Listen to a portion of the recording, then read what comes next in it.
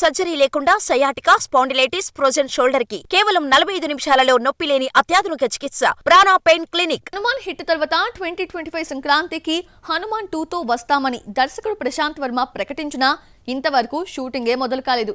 జై హనుమాన్ ని పక్కన పెట్టేసి మోక్షజ్ఞతో సినిమా అన్నాడు.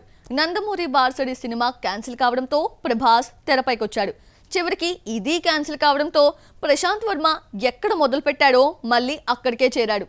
ఎలాగో మీరే చూడండి. హనుమాన్ వచ్చి ఏడాది దాటింది. సంక్రాంతికి వచ్చిన ఈ మైథలాజికల్ సోషల్ మూవీ మహేష్ గుంటూరు కారంని కంగు తినిపించి సంక్రాంతి మొనగాడుగా నిలిచింది. సినిమాను 30 కోట్లకు అమ్మితే 157 కోట్ల షేర్ కలెక్ట్ చేసింది. 127 కోట్ల లాభం మాటలు కాదు. హనుమాన్ సీక్వెల్ జై హనుమాన్ అంటూ ఊరించాడు ప్రశాంత్ వర్మ.